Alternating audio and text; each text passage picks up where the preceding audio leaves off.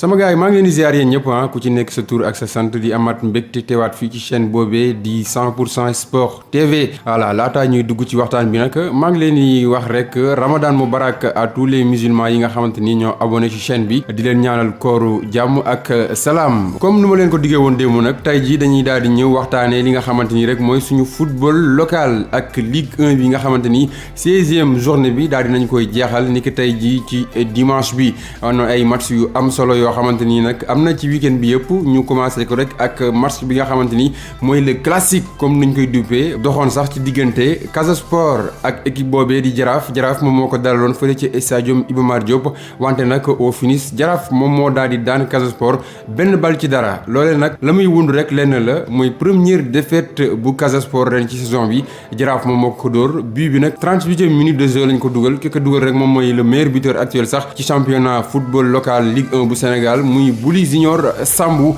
moom nag 10 buts la daal di amagum comme ni ma leen ko waxee nag Jaraaf moom moo daal di daan Casa Sport nag booy xool ba saison bi commencé ba tey ndaw yooyu nga xamante ni nag Ansou Diadio moo leen entraîné ñu ngi door a am défaite ci championnat bi kan moo ko dóor Jaraaf nag en général moo Casa Sport seen ay match musul yomb bañ na ko ba classique sax la ñuy wax seen match ñoom ñaar kon nag noonu la daal di mujjee te victoire boobee nag doon na loo xamante ni lu am solo la ci Jaraaf ndaxte booy xool Jaraaf ci 3 matcham yu mujj ñaari défaite la ci daal di am ak benn match nul kon nag tey il fallait rek mu daal di imposer ci digganteem ak Casa Sport pour revenir un petit peu ci course bi victoire boobee mu am sax daal di nay tax jamono ji moo nekk ci 3e place bu classement bi Casa Sport nag malgré que am nañ défaite ñoom ba tey ña ngay nekk ci 2e place ba à 1 point de Génération Foot bi nga xamante ni jamono ji moom moo nekk à la tête kon nag sama gars yi championnat bi ba tey li ci daal di des bëri na ñu daal di wax ci beneen match Teungueth FC nag tenu en échec par Gorée à domicile 0 but partout Teungueth FC nag si fàttali seen bilan saison dama leen koy expliquer rek 4 victoires la ñu am 8 matchs nuls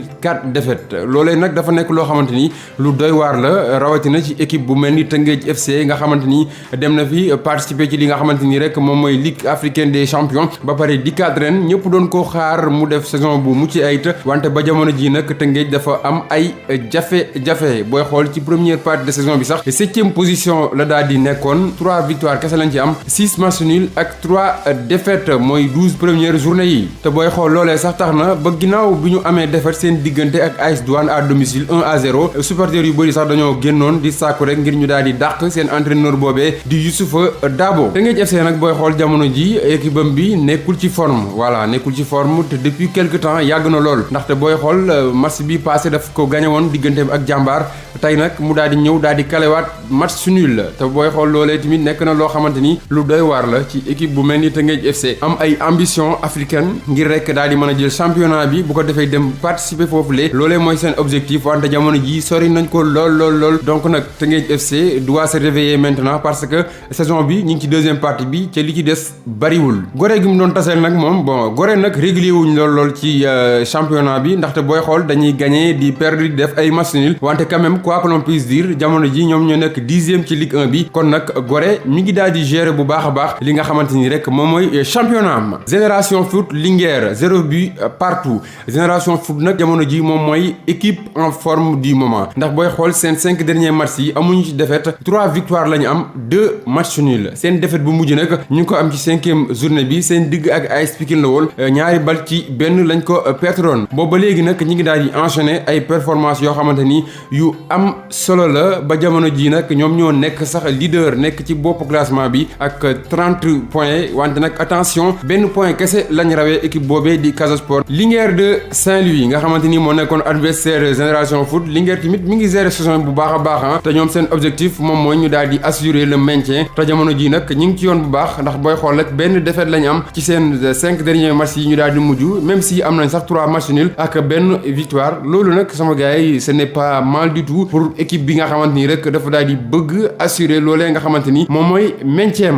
Dakar Sacré-Cœur AS Douanes nag depuis quelque temps vraiment ñi ngi def ay résultats yu am solo ndaxte booy xool AS Douanes amoon nañ ay jafe-jafe ci phase aller bi wante nag depuis quelque temps équipe bi mu ngi retrouver forme vraiment ñi ngi enchaîner tey jii sax seen digg ak Dakar Sacré-Cœur ginnaaw bi ñu ko gagné 1-0 une troisième victoire en championnat donc nag équipe boobee war nañ ko mën a bàyyi xel bu baax a baax ci deuxième partie de saison boobule. Dakar Sacré-Cœur nag académicien ñoom équipe boobee nekk na équipe boo xamante ni jamono ji am nañ ay jafe-jafe lool ngir daal di tegle ay victoire quoi ba xool jamono ji jege nañ lool li nga xamante ni rek mooy zone rouge bi ndax ñoom ñi ngi ci 11e place bi à 4 points de la zone rouge loole nag nekk na loo xamante ni c'est insuffisant pour les académiciens donc ils doivent quand même enchaîner pour espérer assurer le maintien. Beneen équipe bi nga xamante ni te mi ngi ci ay jafe-jafe mooy Ndiambour de Louga Ndiambour nag tey dafa match nul encore ak CNEPS Excellence bu Thiès ñaari équipe yooyu yëpp nag ñi ngi ci suufu classement bi te booy xool Ndiambour nag mi ngi jógee ci ab victoire 1-0 ak